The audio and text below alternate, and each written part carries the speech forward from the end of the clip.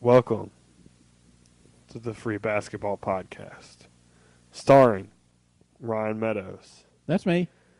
and myself, Cody Hulsey. And this empty chair next to me would have a guest if we had one, but we don't.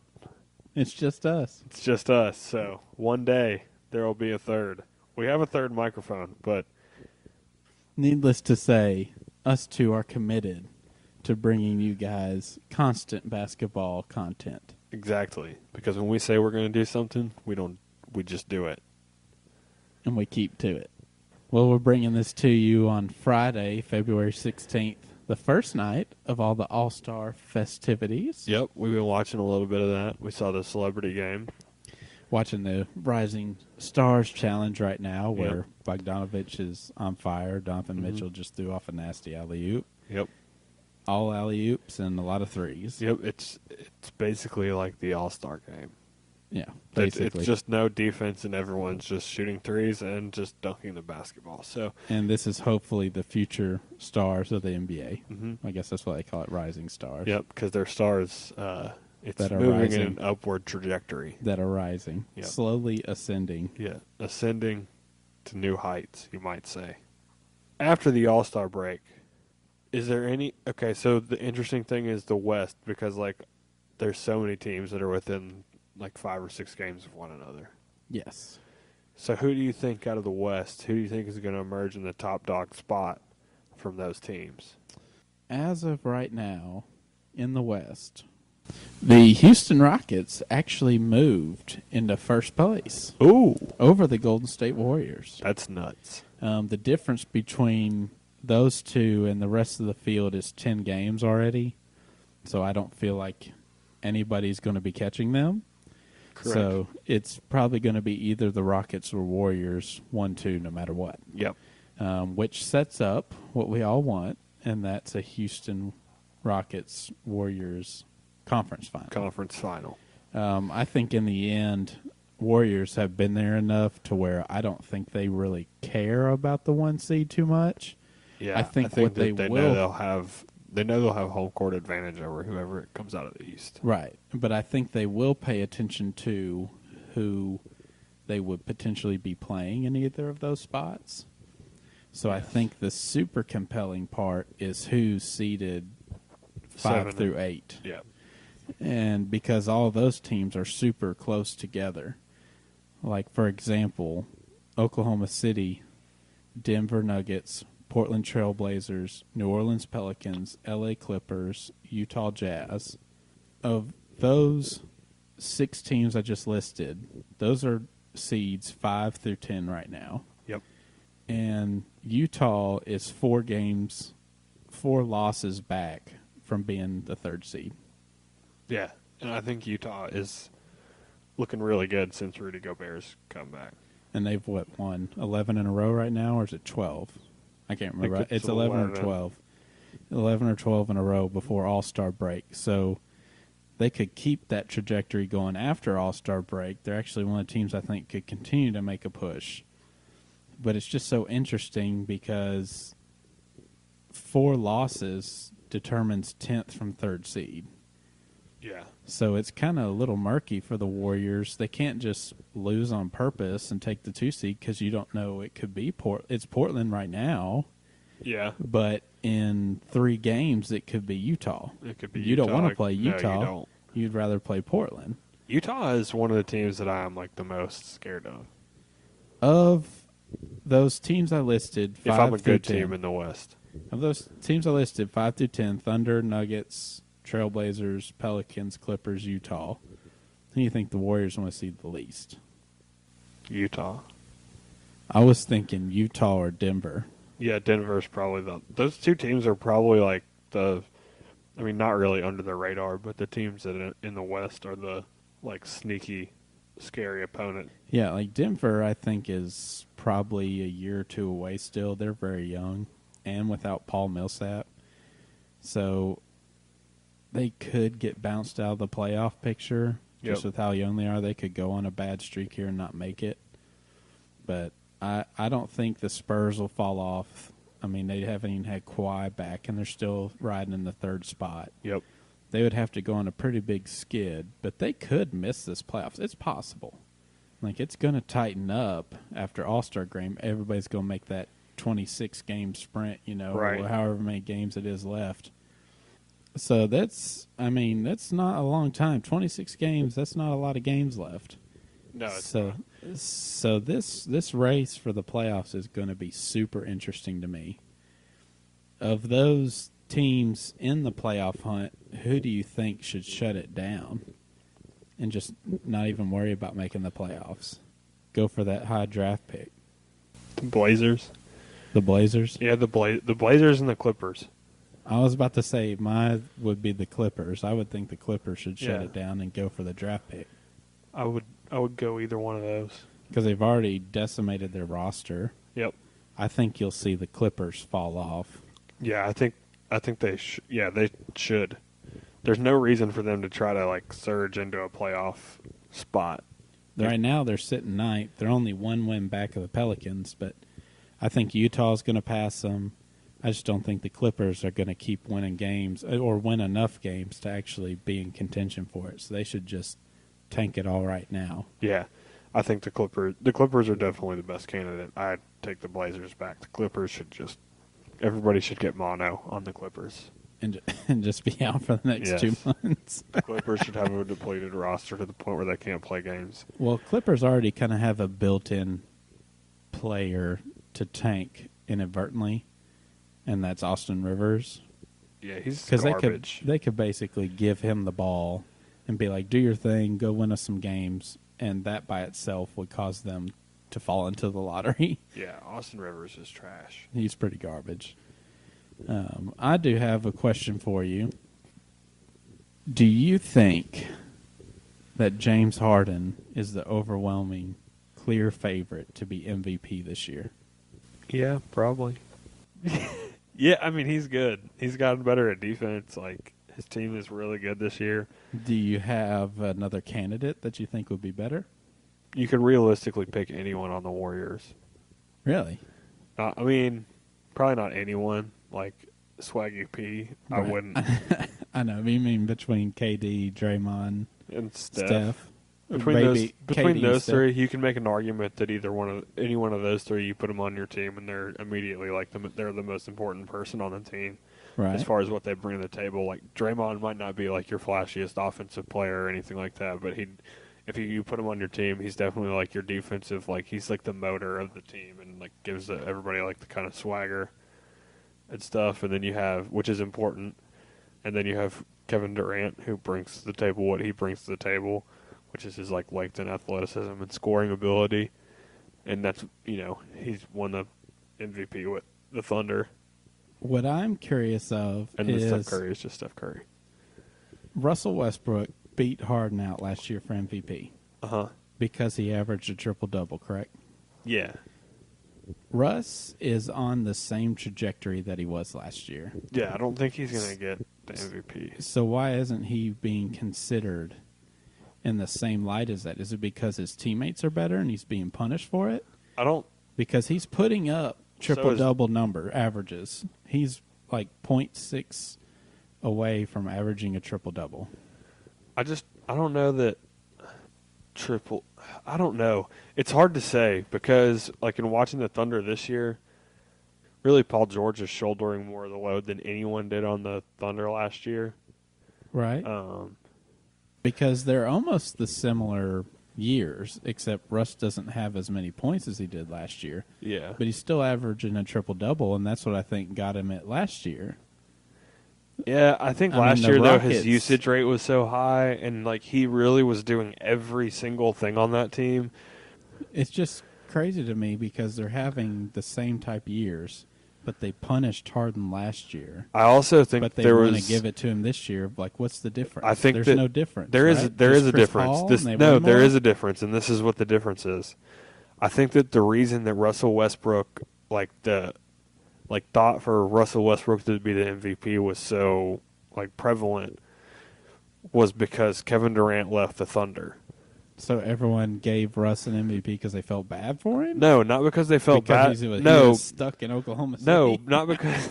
No. I'm not saying they gave it to him because they felt bad for him. I'm saying that like Russ getting the MVP is like the market correction of people being so upset that Kevin Durant like left the Thunder. So, Like Kevin Durant needed, like it. I don't know. It just. I feel like it's probably made people feel a lot better that Russell Westbrook like won an MVP after Kevin Durant wasn't there, because it made it seem like Kevin Durant might have needed Russell Westbrook more than Russell Westbrook needed Kevin Durant. okay. I don't know. This is a very far-fetched theory, but it's Right. probably something that doesn't have anything to do with anything. But I feel like this, like subconsciously for like a lot of people, it just felt good for like Russell Westbrook to be the MVP, and then it wasn't like Kevin Durant on the Warriors or James. I don't Gotcha. know. If it was like it just like makes it's more dramatic that way. Yeah, I felt last year Harden got cheated out of it and Russ wasn't very deserving. No, because his team was trash outside of like what he was doing, and he was doing everything. The Rockets beat them. They Bad. knocked him out of they beat him 4-1. Yeah, 4-1. They just stomped him, and Russ still won it just because he averaged a triple double. I mean, his numbers were so inflated to me.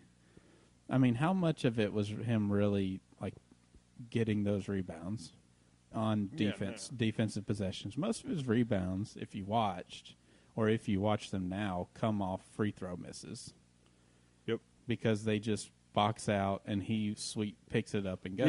Yeah, that is by design, because they get into the fast break a lot faster if he just catches the rebound instead of them having to pass him the ball, figure out where he is and then pass him the ball. That is true. If he just gets the ball, they're just off to the races as soon as he's got the ball in his hands. I agree with you, yeah, but I think it correlates to inflating his numbers. Oh, yeah, dedefinitely. No, So it definitely he like gets, has an impact, what, but that's part of their 4 to game 5? plan. Oh, yeah. 4 to 5 cheap rebounds when he shouldn't have. I think I read some article about this last year when this came up and people were talking about Russ padding his stats with the rebounds or whatever. And I read an article that was like, it was a bunch of there were videos and stuff to back it up, but it was like this is how they get into their offense. Is that instead of having like they have such an advantage with him being so athletic and how he can move, is just that if he just has the ball in his hands from the jump, then like the other team's still like figuring out where their man is from the rebound, and he's already halfway down the court because he caught it, because he got the rebound and he was just off as soon as he got it. That's true. You make a good point. Yeah. I think James Harden should get the MVP this year. It's just interesting. A year later, similar type seasons from the same guys. I would say and that I think Russ is getting punished for being with Paul George and Carmelo, and Harden is now getting the benefit of adding CP3 and a few more wins. I would also think that like, and Harden's missed some games too. That I think that maybe Russell Westbrook's MVP last season was an aberration. Okay. Do you think we'll look back in 5 to 10 years and say he wasn't deserving of that? I think that it is crazy that it was down to between him and James Harden, and James Harden like beat the crap out of him when they met in the playoffs, when the games actually mattered, and that Russell Westbrook was still the MVP because he shot the ball more and he averaged 10 assists, yes, but he probably passed 10 times a game.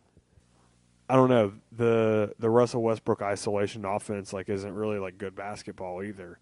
It doesn't lead to you being very successful, as was evidenced in the playoffs. And with the way James Harden plays, like their team is probably is much better because of him, and not the team is better because he's on it. Like the players around him are better because he's on the team.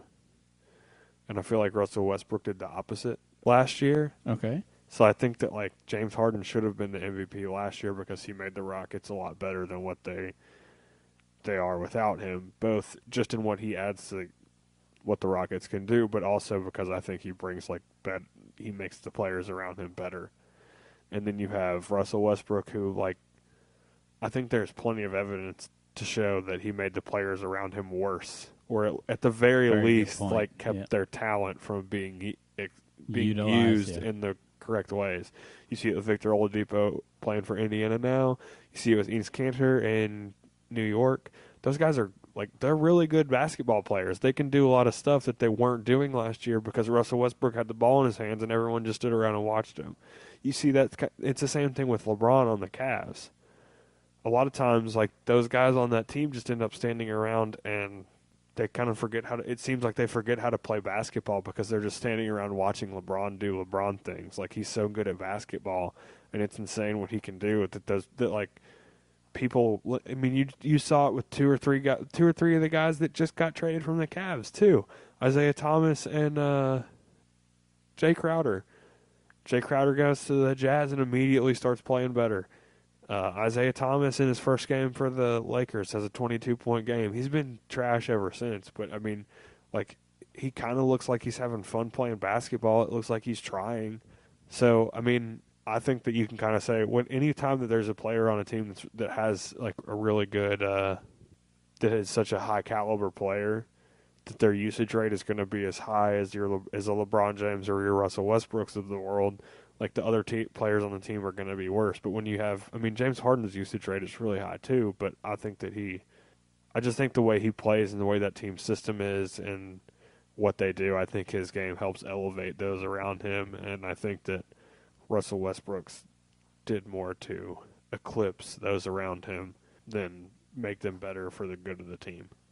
So, bring this all back to the original question. You agree that Harden is going to be be the unanimous MVP selection? I think that okay, so this is weird because I think that Russell Westbrook is probably having a better season this year than he did last year, given that he's putting up the same numbers. The team seems to be more successful. Even though they do have better players on the team, I think that this season is a better season overall from Russ.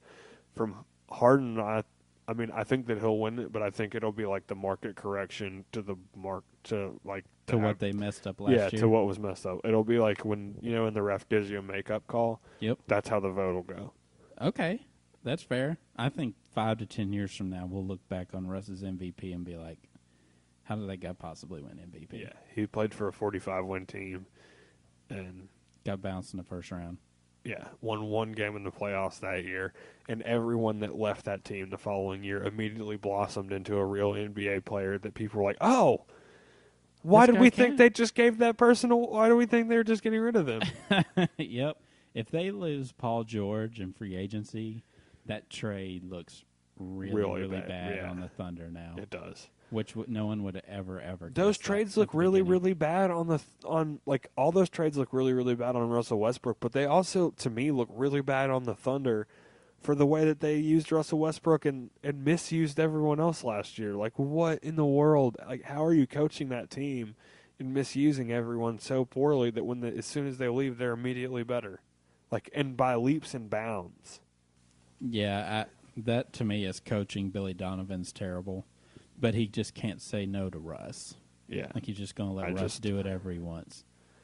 But that's kind of the culture they've created. That was something that was like, I don't know. I think, like, in the moment, I thought that Russell Westbrook was really impressive, and I was even Team Russ for a minute. But, like, now looking back on it and knowing what I know and having, like, watched more this year and kind of seen, and even, like, having, like, gone through the playoffs last year, and that was kind of the thing that I think a lot of people were saying, too, is that Russell Westbrook's going to win the MVP at the NBA award show that's after all the playoffs are over, but Russell Westbrook will have been bounced in the first round of the playoffs, and he'll end up winning the MVP.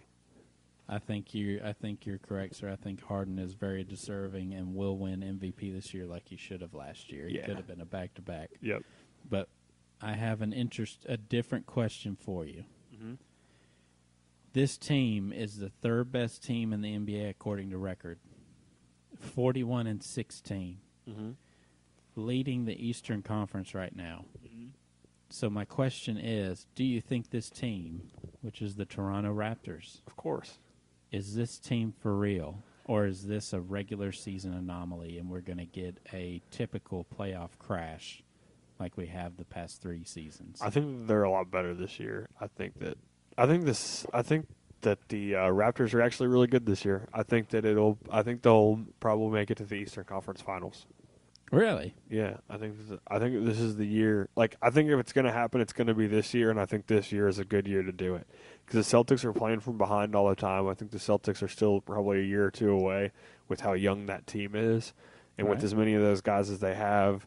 Kyrie Irving is really the only like proven playoff veteran on that team. So I think that they just have a couple more years of like growing, like especially as a team, because that team is basically a brand new team this year too. So I think this is probably the year before the year for them.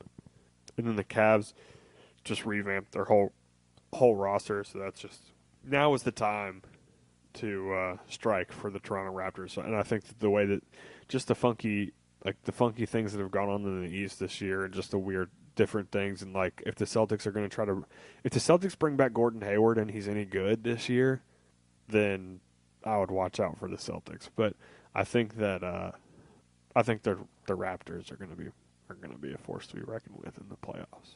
If the There's a lot of dysfunction in the East. If the seeding stayed the same right now at the end of the regular season, which we know they won't, the Raptors would play the Miami Heat first, and then they would play the winner of Washington and Indiana.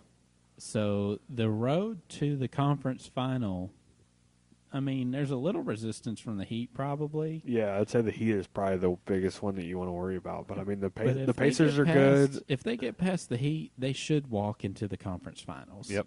And then on the other side of the bracket, Boston and Cleveland could play each other in the semifinals. Yep, and that could be a 7-game series. That could be a 7-game series, and Boston, Philly would play first round, which would be incredible. And then the Cavs would play the Bucks first round, which would be a fun series too. Yeah, it would. I think the Cavs would take care of business against the Bucks pretty quickly.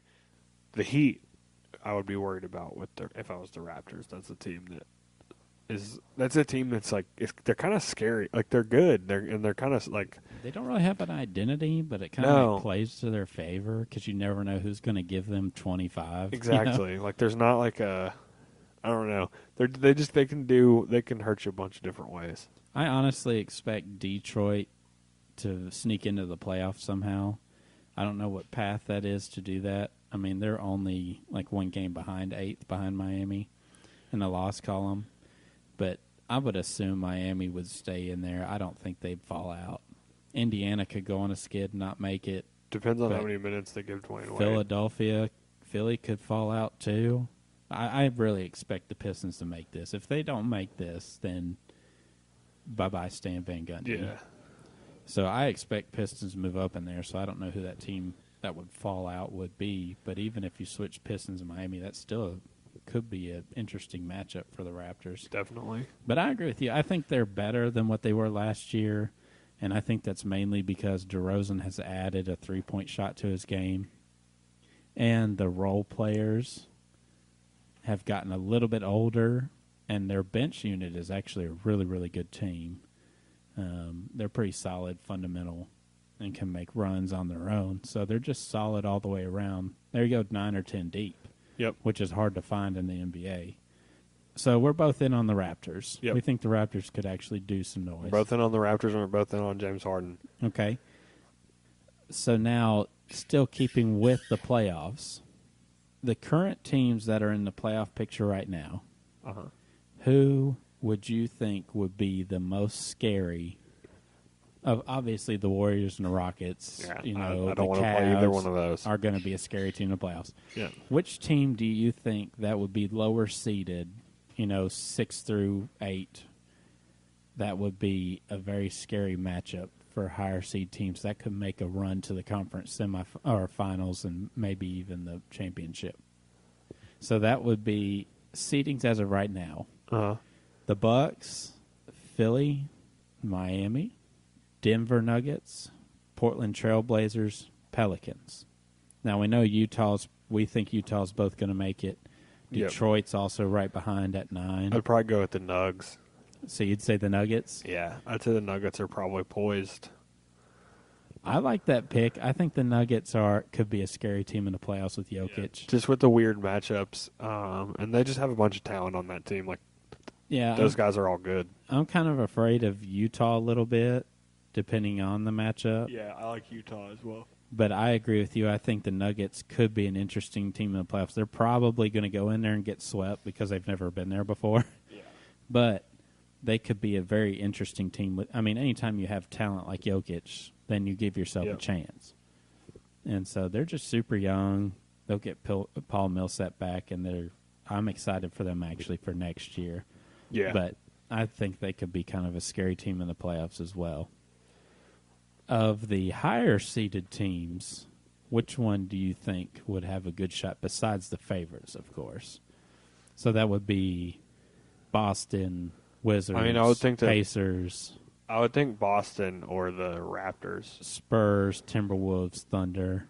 I like the Timberwolves too. I just don't think the Timberwolves can sustain like the amount of like minutes that their starters are playing. Because like pretty much, I really like watching the Timberwolves, and it's because Jimmy Butler's on the court for like 40 minutes a game. Right. It's probably not actually that high. I don't have the number right in front of me right now. I know it was I know it was over 40 at the beginning of the year. But I feel like, running into the playoffs and when you start extending the season past 82 games, into playing even more than that, and getting to the West is going to be a slugfest anyway. There's going to be a lot of, that's a lot more games than there are in the regular season. And when you put that many minutes on your players, I think that's going to be hard. So I would expect the Timberwolves to kind of. This is the opposite of what you asked me for, but I think the Timberwolves, as much as I would like for them to win, would probably fade early in the playoffs because of just the wear of the number of minutes that they're playing in the regular season. I would agree with you. I actually like the Timberwolves a lot as well. But if Jimmy Butler's playing 40 minutes right now in the playoffs, he's only going to get more time. Like, I'm with you. I just don't think that kind of minutes can sustain over a long period of time. And it's just kind of a thing that Tibbs has. It's like his calling card. He just overplays his players. I mean, he wants to win, and I understand that, but you've got to have a little bit of strategy with this too. And you can't just play them every minute of every game. You've got to actually play your bench players. Like, that's why I think Toronto has done a good job with that this year. As they've actually taken the time and given the younger kids and bench players minutes, and now it's paying off. They don't have to play their starters as long. They don't have to put wear and tear on DeRozan and Lowry. They can rely on the younger guys on the bench to carry them through tough quarters and skids. Mm-hmm. And Timberwolves are doing the opposite. So I would have thought the Timberwolves would be a great pick to be a surprise team, and they still might be. But they're one injury away to Jimmy Butler or Karl Anthony Towns to being swept. Oh, yeah. So it makes me worried for them. But of the top teams that aren't the favorites, obviously, that could make a little noise, I think it's Boston as well. Yeah, I think Boston can do it. I think they're a year or two away, too, like you. But just the style, that everybody, 8 or 9 players can play. They all do the same thing. Mm-hmm. They could lose first round. They could also make the finals. That's just kind of the trick or treat of that team. But I don't think anybody wants to play them. No, definitely not. Nobody wants to play against Kyrie Irving at all. I don't think anybody's scared of the Celtics, but I don't think anybody was looking forward to try to match up with them either. So, because you don't want playoff Kyrie. No, playoff Kyrie is a different beast altogether. Yeah. Okay, so we agree on that. So that's good. So moving on from that, is there one thing that we should look for or that you can call right now from All-Star break through the rest of the year through the playoffs? I was just the only thing that I really had for that I've already kind of given away, but is that I think the Timberwolves are going to fade down the stretch just because from the number of minutes played. I just think that it's hard to play as much as they've been playing, and Tibbs has been wearing them out, so I just don't think that that's sustainable. Okay. My thing to look for towards the end of the year, I actually have 2. My first one is the Utah Jazz will make the playoffs and win a playoff series. Ooh. The second is the Dallas Mavericks will have the number overall pick in the number one overall pick in the NBA draft. Well, I don't have anything else. You have anything you want to add to it? Just to tip your waiters. That's it? Just tip your waiters and waitresses? Yeah, tip your waiters and waitresses.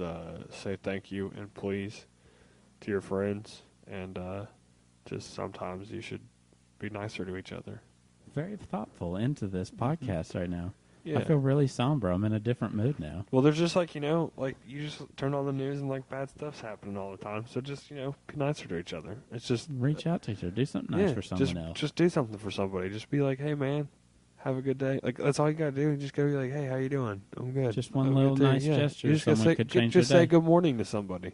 Could cause a chain reaction. Hold a door for a person that you were just going to let it slam in their face. It'll feel good. Not as good as letting it slam in their face because it's hilarious and you can make it on YouTube. You get big money from that. But it's still like, but you'll feel good that you held a door for them. Wow. What a very thoughtful end to Yeah. this podcast. Just do stuff for other people sometimes. Oh, very nice of you. I like to send it off with that. Yeah. All right. Do you have anything you want to plug? At Free Basketball 2 on Twitter. Check it out. Follow. We've got a lot of things in the works. Yeah, we met about it tonight. we had a Future business plans. meeting. So We had our first ever business meeting. there were no minutes taken. That's probably where we made our first error. We made no notes in the meeting. Absolutely no notes. But I made notes before the meeting, and that's what we talked about in the meeting, so it's good. There'll be a lot more access to this. I'll just tell you what we're trying to do. There'll be a website, which is not going to be there's not going to be a whole lot on it. It's just going to be a place where we post these podcasts, and then hopefully we'll be able to get onto iTunes soon, so you'll be able to subscribe to that and like and review and share it and all that good stuff eventually. But for now, like and share it on SoundCloud. Yeah. Retweet it. Favorite it on Twitter. Yeah, favorite it on Twitter. Show it to your friends. Don't be ashamed. Tweet at us on Twitter. Maybe we'll respond to you. Maybe so. You can even tweet to our real Twitter handles at Cody_Hulsey and At RD Meadows 11. so you can get at us on Twitter. So I see what you did there. get your ats over here. And tweet. Well, I think we should sign off. Yep. I think we're thoroughly distracted by the Rising Stars challenge. Yeah, the Rising Stars challenge is crazy right now. It's 154 to 120. So Well, I hope everyone enjoyed the All-Star break. Obviously, you won't listen to this till after the All-Star break. That's why we didn't make any predictions on the game or anything, because it seemed like we were cheating. But hope everybody enjoyed it. Hope it's entertaining. Hope we get exciting stuff, but we all know it's going to be the same thing. Yep. So I think it's going to do it for me. So from Cody and I, have a good weekend. have a great weekend. Be And nice to people. Yeah, be nice to people.